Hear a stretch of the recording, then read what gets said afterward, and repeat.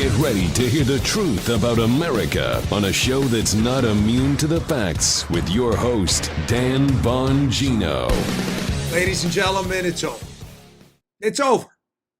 I'm telling you, we have information for you today that will absolutely decimate the credibility of this entire FBI case against Trump, their sources, everyone.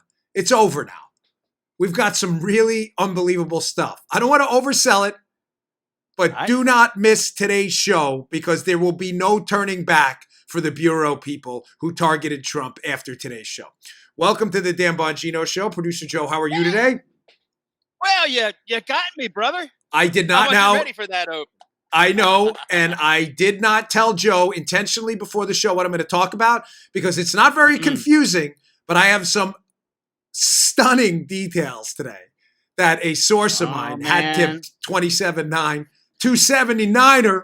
That is just devastating. I said, Joe, I want you to follow with the audience. Therefore, if they don't understand, you could be the ombudsman. Listen, let's get right to it. Good deal. No more messing around. Today's show brought to you by our buddies at Teeter, the best inversion table out there. Just got off it before the show. Helps me clear my head. I love this thing. I can't say enough about our next sponsor, Teeter, T-E-E-T-E-R.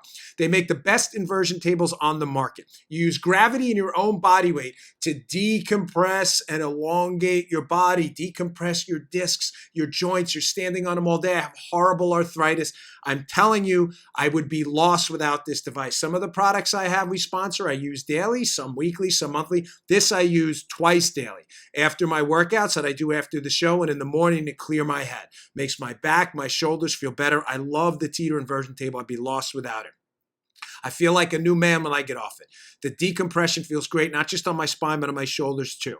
Folks, if you have back pain or you've been lucky enough to avoid back pain, you need a Teeter. Invert every day. Keep your back and joints feeling great and fluid and supple. It's important. Now, over 3 million people have put their trust in Teeter. They're the best known name in inversion tables since 1981. Can't recommend this product enough. For a limited time, you can get Teeter's brand new 2019 upgraded model of the inversion table, the Teeter Fit Spine, with Bonix accessories. The Stretch Max handles helps you stretch even more when you're hanging. Easy reach ankle system, plus a free inversion program mat with 24 illustrated stretches and exercises. Makes it real simple. Teeter inversion tables have thousands of reviews on Amazon, and with this deal, you'll get $150 off when you go to teeter.com/Dan. Teeter.com/Dan. You'll also get free shipping, free returns, and a 60-day money-back guarantee, so there's absolutely no risk for you to try it out. Remember, you can only get the new 2019 Teeter Fit Spine inversion table, plus a free inversion program mat by going to teeter.com/Dan. That's teeter.com/Dan. All right, let's get to it. Ladies and gentlemen, you've been lied to. Christopher Steele's credibility and the FBI's credibility. I'm not talking about the working agents there. I'm talking about the cabal that hammered Donald Trump is over after today. Here's what happens. Let me give you the lead first. The FBI knew 10 days before they walked into a FISA court. They knew their source for all of this information to target the Trump team, Christopher Steele, was not credible and was lying. Now, you may say, oh, well, Dan, you've been telling us he's been lying forever. Yes, I know that. But we've never had the proof up until now. Now, why is this going to be a huge, enormous problem for the FBI outside of the obvious? They walked into a FISA court, said, hey, our source, Christopher Steele, he's really wonderful. He gave us this information about Trump colluding with Russia. Look how wonderful this is. That is not what they put in the FISA warrant, as you can see here. The FISA warrant reads very clearly at the bottom, we have deemed source one to be reliable. Quote, source one has been compensated by the FBI, and the FBI is unaware of any derogatory information pertaining to source one. That is Christopher Steele. Let me read that last line again, because I'm going to decimate this guy's credibility right now. The FBI is unaware of any derogatory information pertaining to source one. This is in the FISA warrant at the end of October. Are you guys and ladies at the Bureau, the FBI, absolutely sure you had no derogatory information about the credibility of Christopher Steele, source one? Well, that's fascinating. Because we did some homework, some friends of mine. And they uncovered some interesting things, ladies and gentlemen. Some notes recently have been exposed about a conversation that was had with Christopher Steele on, if you'll put up this first handwritten note, October 11th.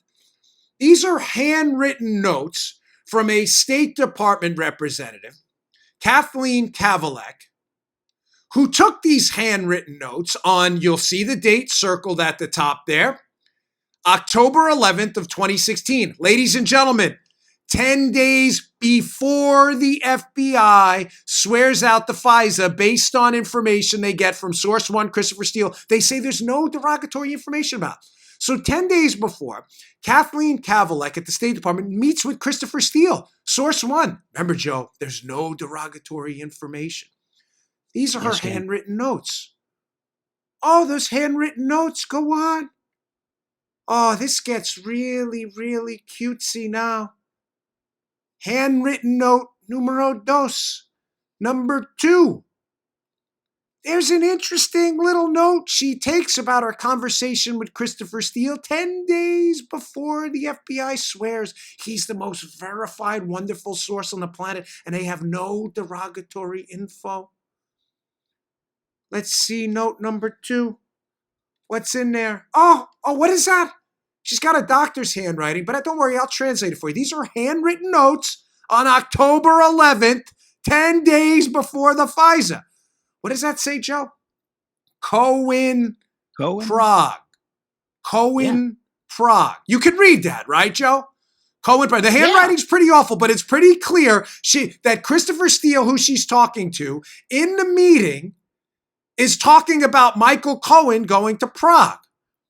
Fascinating.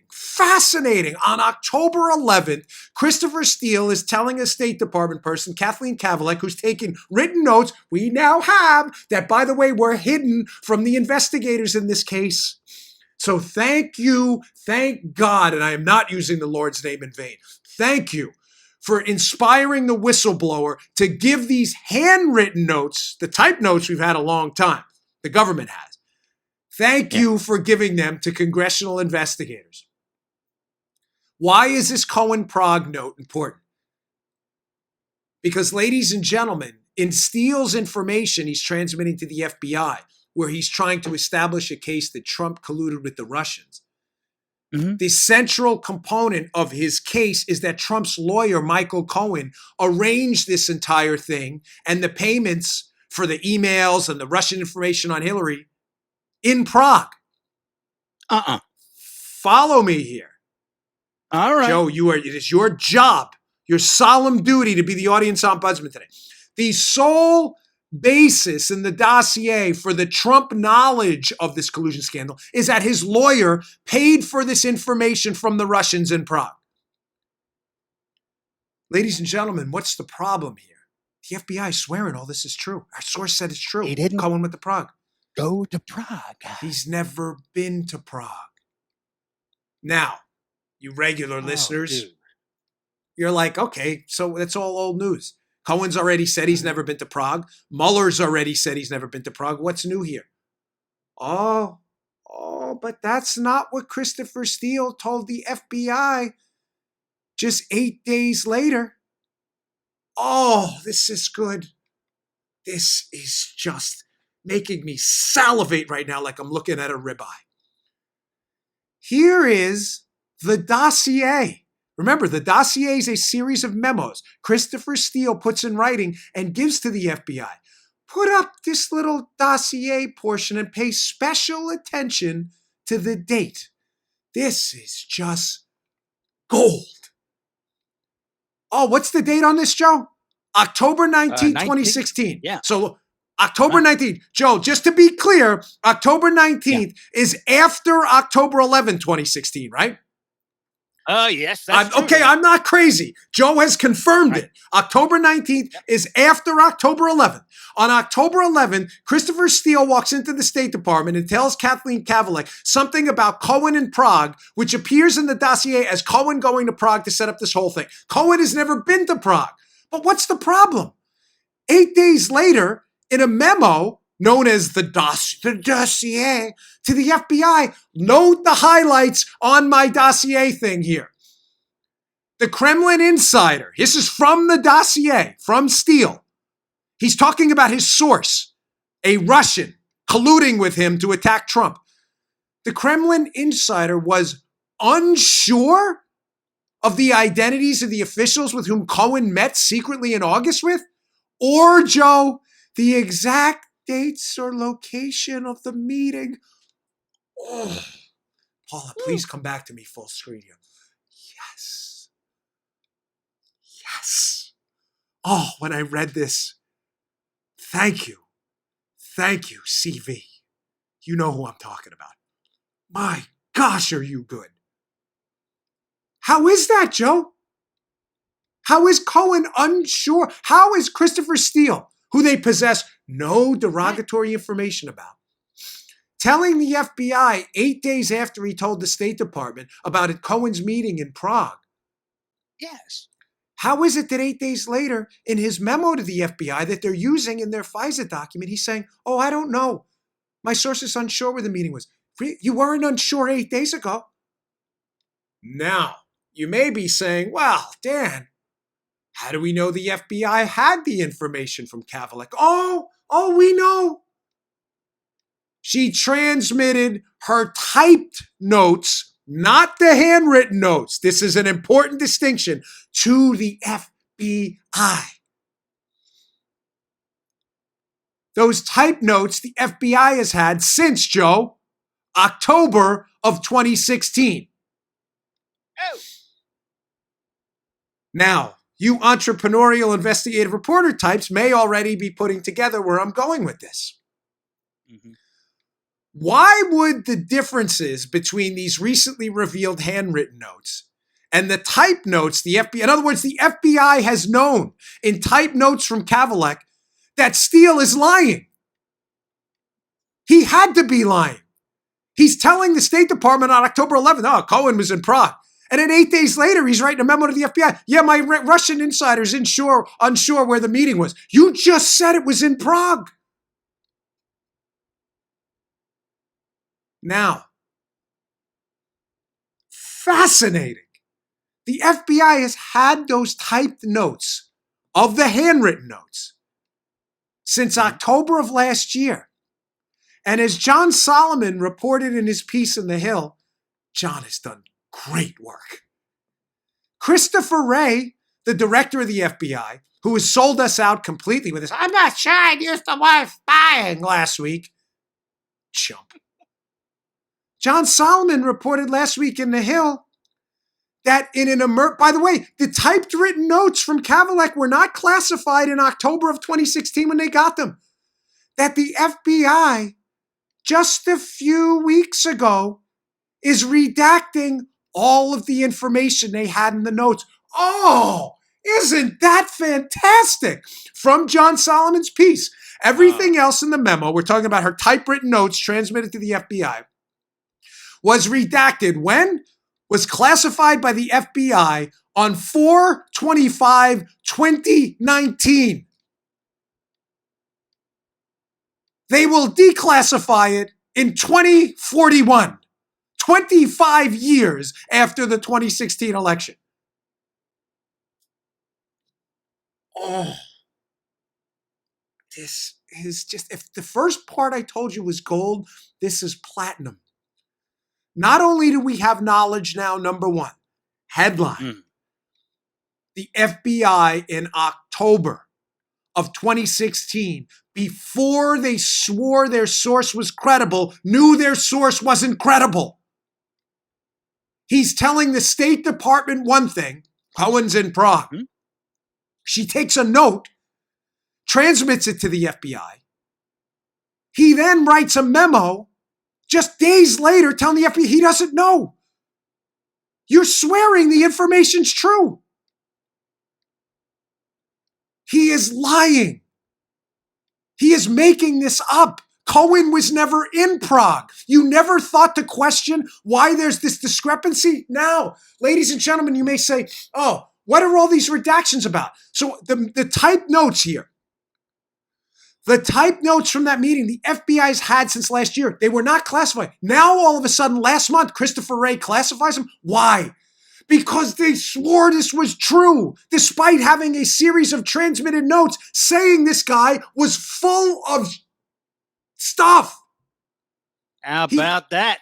I told you these people were going to go down, the three-letter people. They're swearing he's telling the truth. Now, I know I'm going a little out of order, so forgive me to Paula and Joe, but there's a second piece here of the dossier. There's another dossier screenshot I have. It's number 136. I went a little out of order. Where he mysteriously produces the next day, look at the date on the bottom. This is Steele. This is the dossier. He mysteriously produces on October 20th, 9 days after his October 11th reveal about Cohen and Prague to the State Department. All of a sudden, the next day, remember, October 19th, he doesn't know, his Kremlin insider doesn't know where the meeting happened, although we already told the State Department where the meeting happened. The next day, mysteriously, Joe, he comes up with it. Read the dossier. Look what it says. I'll read it for you at the end. He's talking about the Cohen meeting in Moscow. It shifted to what was considered, quote, an operationally soft EU country when it was judged too compromising for him to travel to the Russian capital. Oh, so the next day, all of a sudden, he's inspired? And Steele figures out that was an operationally soft European country, referring, of course, to Prague.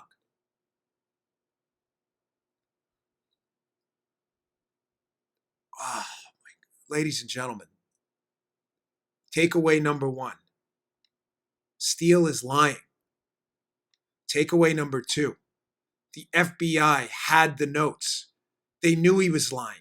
They knew his story was unverified and unreliable because Steele couldn't even tell the same story twice. And they retroactively, just a few weeks ago, redacted the memo so you wouldn't discover that Cohen-Prague line was in there because it's redacted in the type notes. But someone at the FBI, when the handwritten notes became public, forgot to redact the Cohen-Prague part in the handwritten notes. Oh. Maybe, Joe, just maybe, the FBI, in a panic, realizes there's another copy of these notes we've had since October. Someone's got handwritten copies of what we had typed up since last year showing our source was hot garbage. Quick, redact them all. But they couldn't get to it in time. And the handwritten notes are now out there, which will now, from this point on, decimate and destroy the credibility of Steele and the FBI agents involved in this case. Ladies and gentlemen, I am not overselling this when I tell you this single piece of information. I mean, there's more. This isn't it. But I'm telling you, of all the devastating pieces of information destroying the FBI's case, that they had no derogatory information and their source was reliable, is refuted by their own source who can't even remember his own story. I got more on this.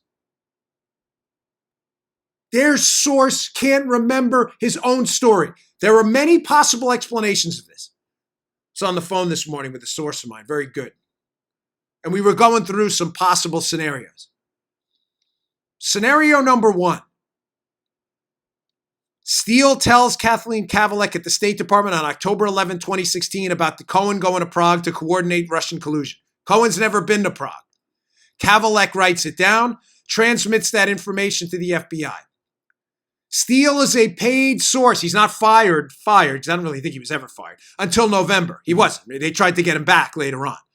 But he was fired according to the FBI so they could cover their butts a month later in November. So on October 19th, he transmits a memo to the FBI we now call the dossier. And in that memo, Joe, it says, hey, Cohen traveled to go coordinate this thing, but I don't know where, and my source is, quote, unsure. There's a distinct possibility, Joseph, that Steele then goes back, has an moment, and goes, hey, guys, whoever he's talking to, his handlers, I already told that to the State Department about Prague. Uh-oh, let's rush a memo out the next day saying, oh, no, new information. It was an operationally soft EU country. You see where I'm going with this? He forgets his own story. He's trying to slowly leak this to the FBI because he's being paid. He's being paid for it. He doesn't want to give up all the cookies at one time. Hey, what, 5,000 for this, 10,000 for that. But he forgets he already told the State Department it's not paying him the whole thing. Who gave it to the FBI? So he rushes out a memo the next day saying, I remember now, it's an operationally soft EU country. You don't even remember your own story. He forgot his own story. That's avenue number one. Avenue number two is even more disturbing. Remember the movie script theory we've been talking about the entire time? Glenn Simpson, who is paying Christopher Steele. Steele is source one. Steele is working for Glenn Simpson and a company called Fusion GPS, hired by the Clinton team to go generate negative information on Trump, which later turns out to be false. If you read the dossier, specifically the Manafort sections, they read almost exactly aligned in a parallel construction kind of way. They read like a 2007 Wall Street Journal article by Glenn Simpson about Manafort and his role in Russian influence in U.S. politics. Where am I going with this? Ladies and gentlemen, there's a distinct possibility Steele is feeding information to the State Department verbally in that meeting with Kavalek, and the FBI verbally we know he's meeting with Bruce Orr from the DOJ. We know Bruce Orr has a handler, Joe Pianca from the FBI. There's a distinct possibility that the verbal information is coming from Steele, like we have in the Kavalek memo, Joe.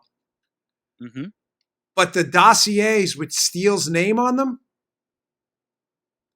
were not written by Christopher Steele.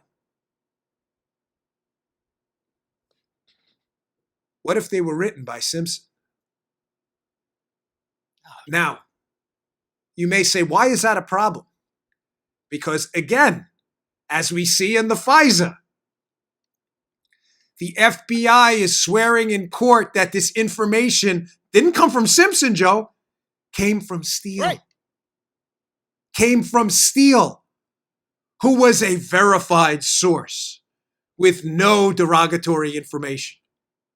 It had to come from Steele because the FBI had worked with him before on the soccer corruption case. If it came from Simpson, it would be totally unreliable and it'd have to go through a source vetting procedure. They didn't have to do that with Steele because he'd already been an FBI source. Okay, we're good. So Simpson writes the dossier or portions of it, maybe Nellie Orr, submits it to the Clinton team and others. That information somehow makes it back to the FBI. But it's not from Steele. Steele is telling a completely different story about Cohen in Prague just 8 days earlier. It's not his memo.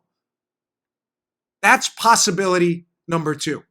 Either Steele's so unreliable, he forgets the details of his own story. And he forgets, Joe. This is why this is such a tier 1 level nuke on the battlefield of this case. Steele forgets the most critical piece of information of all, that Trump was colluding with the Russians because his lawyer traveled to Prague to pay for this information about Hillary? He forgets that detail? Does that make any sense to you? So either he's the worst witness in human history who forgets the one key detail of the entire case that matters, or he didn't write the dossier which has his name on it, which the FBI uses to get their warrant because Andy McCabe, the deputy director of the FBI, has already told us the case would not have existed without said dossier. So either the FBI is using a totally unreliable, ignorant idiot of a source who forgets key details of his own case, or they're saying they're using that source and they're not. They're using Glenn Simpson. Oh my gosh, is this devastating stuff.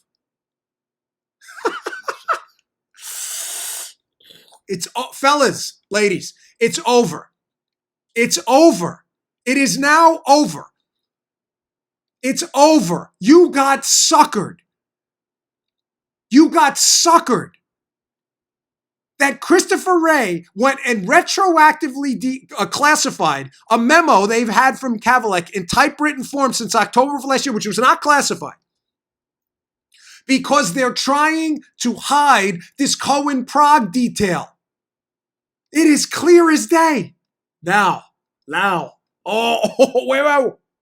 I am not done. Oh, I'm not done. There is another juicy tidbit that I am almost positive is being hidden underneath the redactions in both the written ones that they rushed to classify now, but they forgot the Cohen-Prague thing, and the type ones they've had since October. Keep in mind, their notes of the same meeting. But some heavenly inspired whistleblower gave us these written notes, which are gold. I'm going to get to that in a second. I got to take a quick break here for Freedom Project Academy, but don't go anywhere. You like that, Armacost? Yeah, man. Killer show, brother.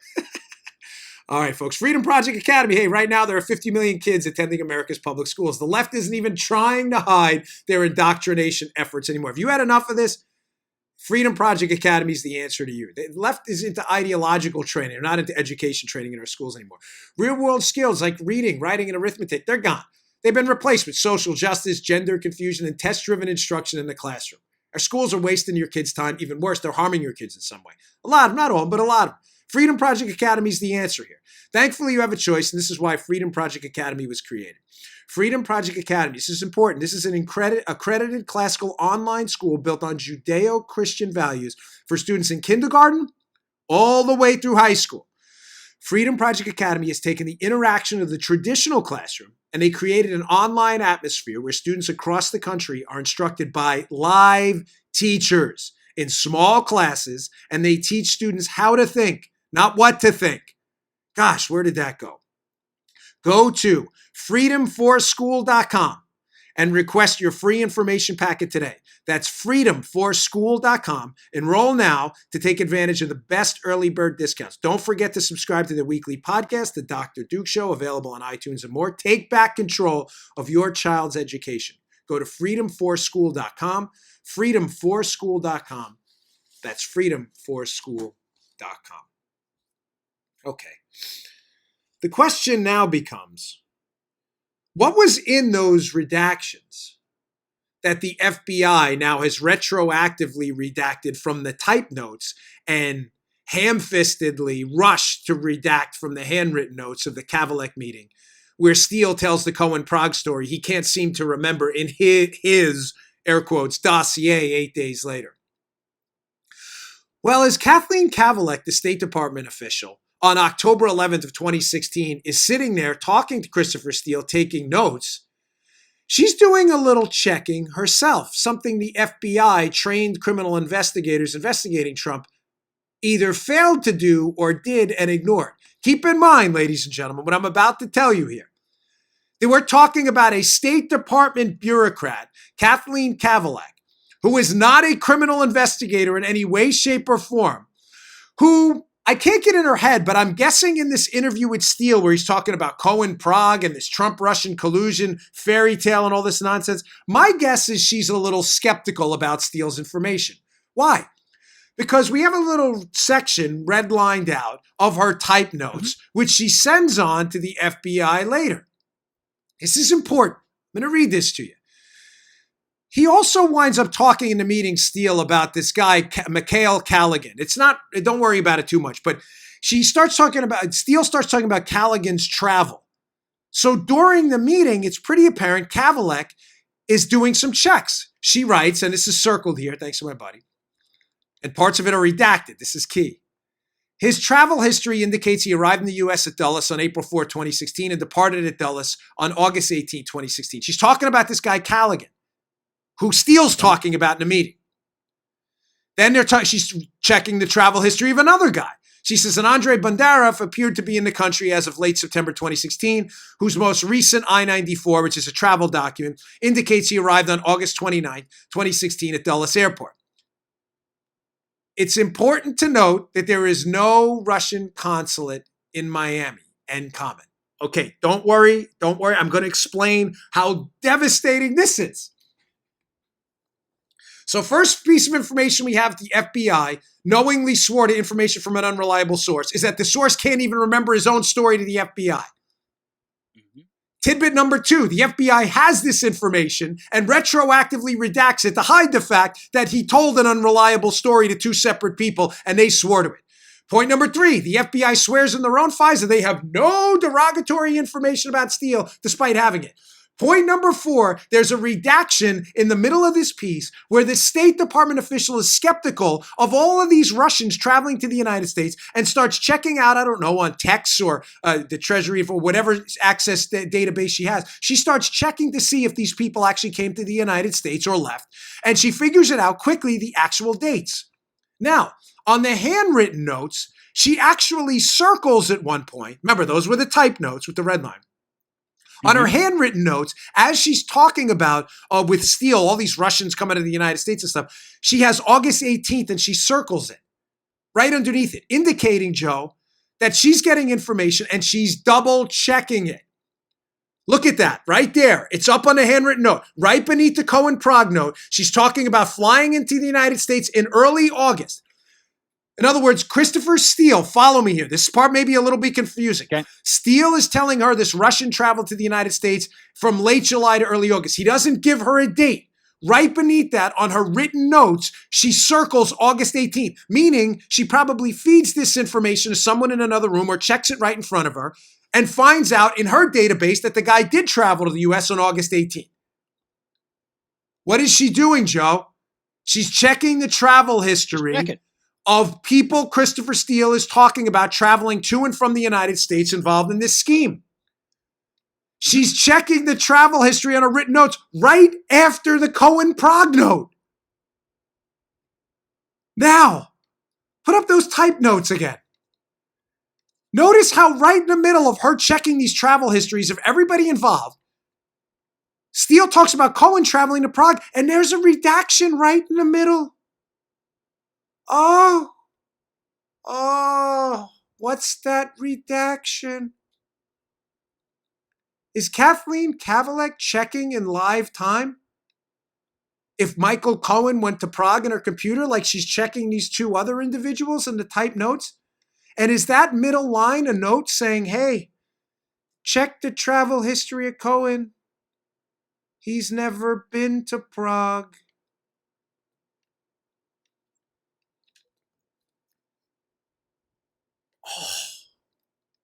Oh, Mr. Trump, please, for all that is good, unredact this. God forbid that note in those type redaction, in those type notes, is a note stating 8 days before that dossier piece, that Cohen has never been to Prague. And the FBI went to the FISA court and raised their right hand and swore Trump colluded with the Russians because Cohen had been to Prague.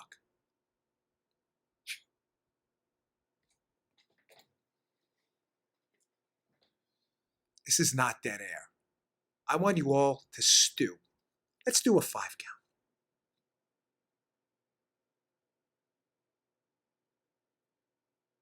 Okay. Do you understand what I just told you? That not only did the FBI have information about Cohen going to Prague, 10 days before they swear Cohen went to Prague to coordinate this whole Russian collusion theory they want to spy on Trump for. Not only do they have information that 8 days later, their so-called reliable source couldn't even remember his own story about Prague. They may have information under that redaction about Cohen never having gone to Prague at all.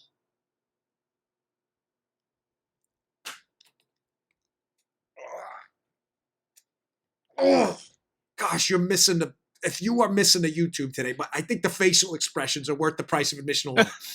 Listen, this will always be an audio podcast first. But my gosh, if there was ever a time to watch our YouTube and share it, this is it. Joe, I know man. you're enjoying the facial expressions today, but these are Yeah. my poor wife outside. I'm sitting here this morning and I'm like, I'm feeding her production information. I'm like, please, we got to get this up early today. We couldn't. It was just too much stuff. It's going to go up at the regular time. Ladies and gentlemen, it's over. It's over. The case is over. It's done. Do you understand? It's over. If that redaction has it doesn't even matter what that redaction says. This is just icing on the cake. But it is thick icing. They already know their source they're swearing is reliable is a BSer. He's telling the FBI, which couldn't just have done. Do you understand that a State Department bureaucrat did the investigative work? The FBI couldn't. She's checking the travel histories right there. Yeah. Did you see the last line in there? The Russian consulate line? Put that up one more time if you don't mind. The State Department bureaucrat, Kavalek, hears from Christopher Steele that the Russian side of this collusion thing with Trump is being run out of the Russian consulate in Miami. She writes in her memo, it's important to note, there is no Russian consulate in Miami. This guy's full of it. He's full of crap. He can't remember his own story, and his key details are all fabrications. There's no Russian consulate in Miami. The FBI couldn't figure this out. A State Department bureaucrat could. Cohen's travel history to Prague. God forbid that note says Cohen's never been to Prague. I checked it. And they transmitted that to the FBI, and then they walked it into court. It's over. It's over. Please, it's over. Just come out and say it. It's over. Just come clean and get the story out there so we can get back to the Bill of Rights, the Republic, and have the Constitution mean something besides treating it like a tissue when you've got a head cold. It's over. Your source was crap. He lied. He made stuff up. He forgot key details or misremembered key details. You didn't do basic investigative work. You didn't verify easy to verify things like a basic travel history check on Michael Cohen when the bureaucrat most likely did it. You didn't know there was no Russian consulate in Miami? You're the FBI. What the hell is wrong with you? And Christopher Wray, unredact this immediately. Immediately. We're American citizens. It's our country. It's not yours. You guys work for us. I was a federal agent. I have paid due deference to the quality men and women I worked with in the FBI. Joe, you know that. They were great American patriots, the people I worked, and I'm never going to take that back. But these a-holes at the top of the agency who are crapping all over this country, we run this place, not you. You work for us to investigate criminals and terrorists. You don't work for us to hide the biggest scandal of this generation. It's over. It's over. Your source was you knew it. And now you're trying to cover it up. You're praying for a Democrat to get elected in 2020 so this will all go away. Your source was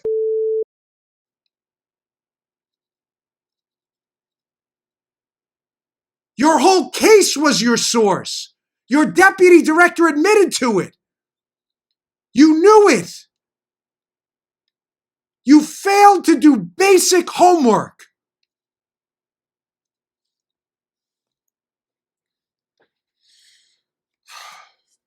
It was garbage the whole time.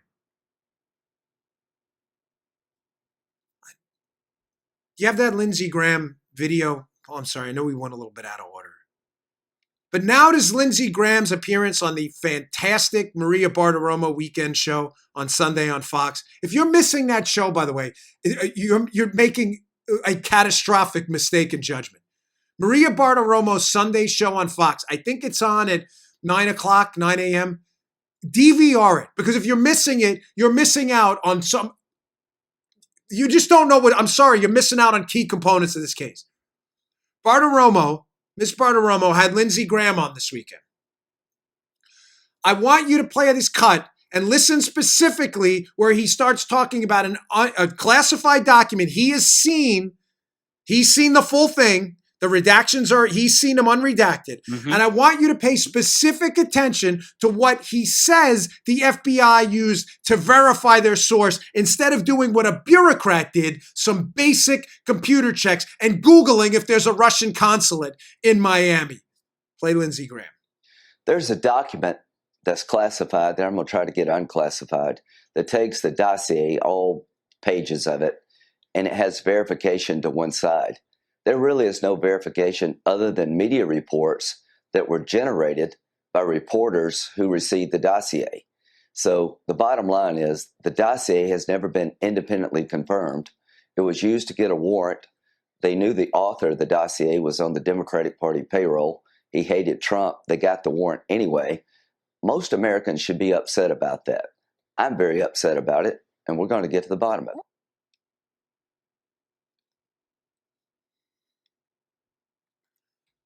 I don't care how you feel about Lindsey Graham. I can't vote for him. He's in South Carolina. I know some of you have some issues with his stance on immigration. Fine. Fair enough. But something's happened to Lindsey Graham over the last year. I'm not sure if it's because he's seen the behind the scenes. He's seen who the wizard really is. And he's determined to make this his legacy to get to the bottom of this. But he is an inspired new man on this case. There's nothing Graham or Devin Nunes or Jim Jordan or Mark Meadows, the heroes of this case, say on TV that they don't absolutely have some backup for, but they always have to say it in kind of a cryptic way. What Graham just told you is instead of the FBI doing basic homework on a now known unreliable source they had mounds of derogatory information on. He was working for the DNC. He hated Trump. He couldn't get his story right. His dossier conflicted with his interview with the State Department just 8 days earlier. Not only did they know that, but instead of then going the extra mile and trying to verify the information, Joe, to clear up the miscommunication, Graham has seen the unredacted document where they incredibly attempt to verify Christopher Steele and his information and his dossier, not always the same thing, by using media reports that media people got from who? Christopher Steele. Dude.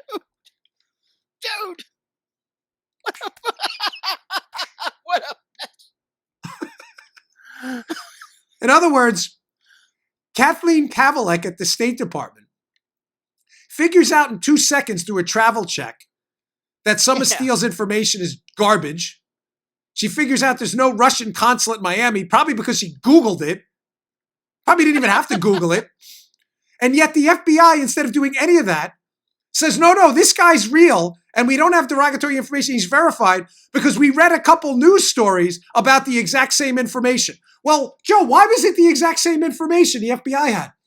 Because it came from the same guy, you knuckleheads. Can you play that again, please? It's true, Dano.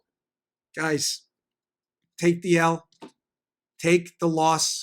It's over. It's over. It's over. Over. I know what you're covering up. You are covering up using, and not only a horrible source, a completely discredited source you knew was discredited. In order to make it appear he was credible, you use media stories your same crap source gave to the media. You're also covering up a massive entrapment scandal, our intelligence community, along with foreign intelligence, where they tried to bait in Trump officials into an entrapment scam, notably George Papadopoulos and Carter Page, that you knew about. I haven't even gotten to that yet. One last time. It's over. I mean it. I know we kind of mess around a little bit sometimes in the show. It's over. It's over. You lost. Some of you will wind up in handcuffs for leaking to the FBI. Some of you, notably Jim Comey, Jim Baker, Andy McCabe, John Brennan. Some of you will suffer a worse fate. Your fate will be that when the clear eyes of history look back on this moment, you will have been on the wrong side of liberty, freedom, and the Bill of Rights. And to the media goons, lunatic hacks in the media, who tried to gaslight us into believing that collusion was real and spying was fake, know this. In the one moment you had to shine and save the republic and do the right thing, you failed. Your kids will be embarrassed by you. Your grandkids will be embarrassed by you. History will use you as an example of exactly what not to do when trying to enter into the field of journalism. You will become a stain on our country from this point on. The clear eyes of history always tell the truth. You won't be able to hide this forever. You people in the media will become accomplices to the biggest scandal in American history. You're a disgrace. Disgrace to everything this country stands for. I'm embarrassed for you. It disgusts me. We knew this 2 years ago. Disgusting. All right. I got one more story to get to. Hopefully, I'm just, it's over. It is so over for these people. There's no recovering from this. Please understand that. Share this to anybody who will listen. Please. Anybody. All right, folks. Today's show finally brought to you by our buddies at Filter By. Time to change the air filters in here, by the way. All right, according to the CDC, about 7 million people are getting hit with the flu this year. Many think getting sick has to do with the cold. That's not true. You get sick because you spend more time indoors. There's higher concentrations with really nasty air of cold viruses running around, and flu viruses. If you want to improve your chances this cold and flu season, start by improving the quality of your internal air inside your house with Filter By. They're America's leading provider of HVAC filters for homes and small businesses. This is one of those things. It's so easy to kick the can down the road. Ladies and gentlemen, you have to replace your filters. Why not replace them with a company that likes being here, likes talking to you, and they love America? They produce their air filters right here in the great old USA. They have over 600 different air filter sizes. You have an HVAC system in your house? You do. I know you do. They have your size. They can even customize options. They ship free within 24 hours. They manufacture all their filters right here in the USA. They love this country. This is a great company. Save time, save money. Give yourself an edge this cold and flu season. Go to filterby.com. That's filterbuy.com. Filterby.com. Let's take care of the companies that take care of us and love this country. Filterby.com. We all need air filters. I appreciate you all supporting my sponsors. They mean the world to me. They keep the show free for you. It's not free for us, I assure you.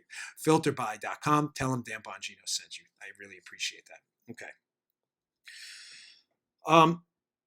Last story that, let me just set this up a little bit too, because this just goes to show you. So number one, where we just wrapped up, what is the FBI hiding? Now, I mean, it's over now. I just told you what they're hiding. So you now know what so they're not hiding it anymore. You might as well just come clean. But they're hiding the fact that they knew their entire case was based on Steele. They told the FISA court he was reliable. It's absolutely clear as day. They knew the guy was unreliable and was lying to them. They then failed to do basic investigative techniques, which a bureaucrat at the State Department figured out. So that's number one. We based our entire case on a lie. We're supposed to be the greatest law enforcement agency in the history of humankind. And we face planted. But scandal number two is enormous too. Scandal number two is Spygate, where the FBI spied and the intelligence agency on the Trump team, or took information from spies. There's no doubt about that. That's not in dispute. Only amongst the imbecile class is that in dispute, okay? Right. Here's a fascinating tidbit, and I have to hat tip. If you're not following this Twitter account, I know I said you listen to Maria Bartiromo's show and watch it. I meant that because it's a great show. But on Twitter, if you're on Twitter, there's an account. It's at John W. Huber. It's not John Huber, the AUSA investigating this case, actual account. he calls himself Undercover Huber. I have no idea who this guy is or woman. I'm not making that up. I'm not being coy. None. All I know is the information on his or her Twitter is always phenomenal. If you're not following them, you're making a big mistake. So he had this interesting little tidbit this weekend. There's been a FOIA request for Andrew Weissman, Bob Mueller's right-hand guy who hates Donald Trump, is a Hillary supporter, and keep in mind, knows the dossier is garbage because he's briefed on it in August of 2016. He's appointed to Mueller's team in May of 2017. So Weissman knows the whole case is garbage, but he's only there, of course, not to make a collusion case against Trump. He knows the collusion case based on the dossier. He knows the dossier is crap. He's there to get Trump locked up for something, and they make up this fabricated obstruction of justice case, okay? That's the sole scope memo thing. But there was a FOIA request for Andy Weissman's calendar, which is fascinating. So we get his calendar, and we see this little entry right around June 13th of 2017. Tuesday, June 13th, 2 p.m. He has a meeting with the Cyprus MLAT. Cyprus. What else happened in Cyprus? What's the MLAT? Cyprus MLAT. That's the Mutual Legal Assistance Treaty. So we're requiring some legal assistance from Cyprus? Well, ladies and gentlemen, what else happened in Cyprus? Well, there's a fascinating entry from George Papadopoulos' book, Deep State Target, where George Papadopoulos writes, I make it through a restless night of sleep, wondering if I'm going to be the subject of a police raid. The next day, on June 9th, we fly to Cyprus and drive to an out-of-the-way remote town. I'm surprised. Every time I've been to Cyprus, I've stayed at the Hilton in Nicosia, where the business community congregates. Instead, we drive to a small village and Tawil pays a Vietnamese woman in cash for our rooms. This makes no sense to me. The only thing I can think of is that we're here because it's near a meeting place. But that's not the case. Maybe it's easier to plant bugs in some out-of-the-way apartment than in a hotel room. What the heck is Andy Weissman talking to people from Cyprus about legal assistance they may need? George Papadopoulos, ladies and gentlemen, a Trump team foreign policy advisor, who was targeted by the intelligence community, an entrapment scheme many of you are familiar with. They send a guy in, Mifsud, who's connected to Western intelligence. He's not Russian, like the Mueller report disingenuously tries to claim his Russian contacts. His contacts were minimal compared to his contacts with the Western intelligence community. They set up Papadopoulos, and they send Mifsud in to tell him about this alleged Russian dirt, with Mifsud says he doesn't say. They want to pull that information out of Papadopoulos later, the intelligence community. They want Papadopoulos to talk about it. They do that via the Downer meeting. Now, something interesting happens later on. Before Papadopoulos is arrested at Dulles Airport, he has this meeting he was talking about in his book with this guy, Charles Tawil. Well, this guy, Tawil, gives him $10,000 in cash for a business transaction. Now, ladies and gentlemen, he gives him the money in Israel, and the next day he asks him to fly to Cyprus, who Andy Weissman conveniently... Do you have the photo of that tweet, by the way, from Huber? Did I send it to you? Oh, man. Because the Huber tweet is so good. If I didn't have it, I'll put it up after the show. But the tweet from the Undercover Huber account is so good because it lays out the timeline, and it's just, it's so clear what's going on. Right around June 8th and 9th, Papadopoulos meets with this guy Tawil, who gives him $10,000 in cash for a suspicious business transaction. The next day, June 9th, Tawil asks him to fly to Cyprus. June 13th, just days after that, Weissman's having a meeting with Cyprus about some mutual legal assistance they needed. Now, to be fair, and hat tip to Undercover Huber and another account at Technofog who pulled this up, here's a piece from Talking Points Memo. Again, because I like to get both sides. I'm not, unlike journalists, I actually do facts here.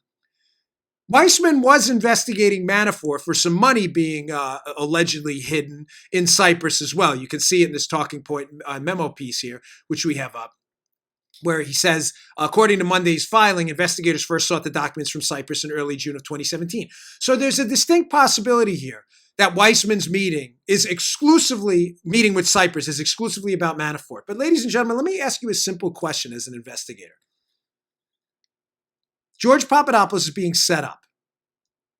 He's a Trump team member. The conspirators who are setting Papadopoulos up want to appear as a middleman in a Russian transaction for information with the Trump team. He's not dealing with Russians. He's dealing with friendlies who are setting him up. The setup doesn't work. They need Papadopoulos to shut up and they need to arrest him on something. So what better way to do it than to give him $10,000? Who pays in cash? Who pays $10,000 to get? Nobody. I have a business. Don't ever ask me to pay you in cash. That's not how we do business. You don't pay in cash. Nobody pays in cash unless you're traveling back to the United States in the following days. Maybe you need some communication about the cash payments on tape in Cyprus, who Weissman's clearly dealing with at this point. And now it makes perfect sense why the FBI rushes to Dulles instead of Chicago to get Papadopoulos. I know, you're a little confused. I get it. The FBI, somebody's setting Papadopoulos up. Yeah.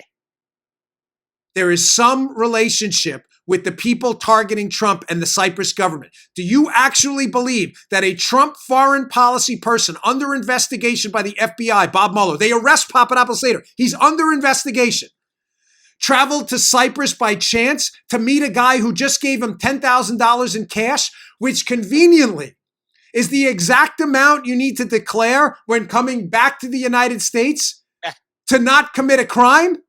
You have to declare assets over $10,000. Ladies and gentlemen, when Papadopoulos travels back from that trip, he's going back to Chicago, where he lives. Why not just interview him in Chicago? They've interviewed him there before. Why does the FBI rush to Dulles to try to grab Papadopoulos at the airport in Dulles, not Chicago? You tracking me, Joe? He comes back from overseas on the same trip. He gets the $10,000 in cash, the amount he better declare, or he's going to be arrested for not declaring it. Where do you declare it? At the customs checkpoint. Where do you clear customs when you travel out of the United States? Your first entry point, not your end point. If you travel to the United States to Chicago, but you land in Miami and take a connection to Chicago, you clear customs in Miami, not Chicago. Right. Is it just possible that the Bureau knew about this $10,000 cash payment made to Papadopoulos, fully expecting him to show up at Dulles before he clears customs with that $10,000 in cash, so they had something to arrest him on, because their setup of Papadopoulos via Mifsud and Downer didn't work out, because Papadopoulos never sent on any of the Mifsud information about Russian dirt to the Trump team? Pretty difficult to conclude Trump's colluding with the Russians when the middleman you're setting up, Papadopoulos, isn't acting as the middleman. He didn't send the information to the Trump team. Now they're afraid Papadopoulos is going to out them for scandal number 2. First, that their Christopher Steele story is crap. And story number 2, that Papadopoulos was being set up. They're afraid he's going to out them. So what does Mueller and Weissman's team do? Oh, head over to Cyprus. We got some contacts there. Maybe we'll get him on tape. We're working with Cyprus already on the Manafort thing. Has he got that $10,000? He didn't have it. Papadopoulos left the money in Greece. Now, folks, why would you have to nail Papadopoulos at customs? You may say, Dan, I don't get it. Why not just wait for him in Chicago at the end of his flight? If he had the $10,000 there, it would all be fine. Because they weren't sure he had the money. You can't swear to a warrant that George Papadopoulos entered the United States with $10,000 cash in front of a judge if he hasn't entered the United States yet. They know he got the money overseas. They probably had a warrant ready to go, assuming he was going to bring it back. They rushed to Dulles because, ladies and gentlemen, you have no right to Fourth Amendment search and seizure at a U.S. border checkpoint. You don't need a warrant. You enter the United States, the Mexico border, at an airport or a port. There are big signs everywhere. You can be searched and your stuff can be seized with no warrant. The Bureau wasn't sure he had the money. So they don't want to swear to a warrant saying he has the money, knowing they don't know if he has it yet. He hasn't landed. How are they going to go in front of a judge? Judge, Papadopoulos lands at 9 o'clock this morning with $10,000. Guys, it's 7. Oh, darn. I'm sorry, Judge. Yes, he's going to land at 9 o'clock with the money. They couldn't swear to the warrant, but they still had to search him for the money. So rush to the Dulles airport when he comes back. Hit him before the customs checkpoint where he has no Fourth Amendment right there. Search him there. Uh-oh. Panic time. He's got no money. Quick. Probable cause arrest for lying to the FBI months ago.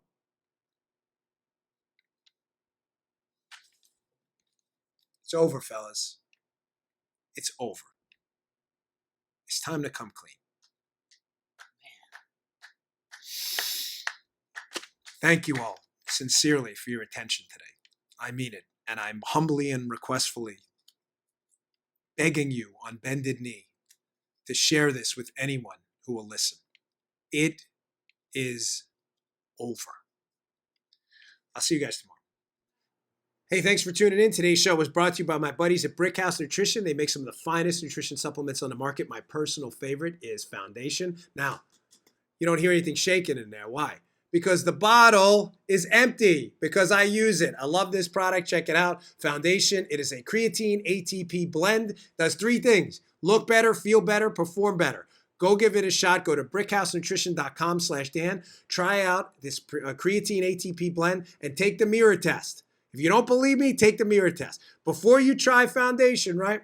Go check it out.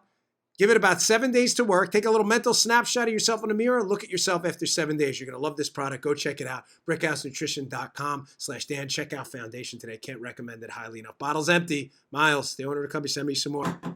Thanks for tuning in, folks. See you all later. You just heard The Dan Bongino Show. You can also get Dan's podcasts on iTunes or SoundCloud. And follow Dan on Twitter 24/7 @DBongino.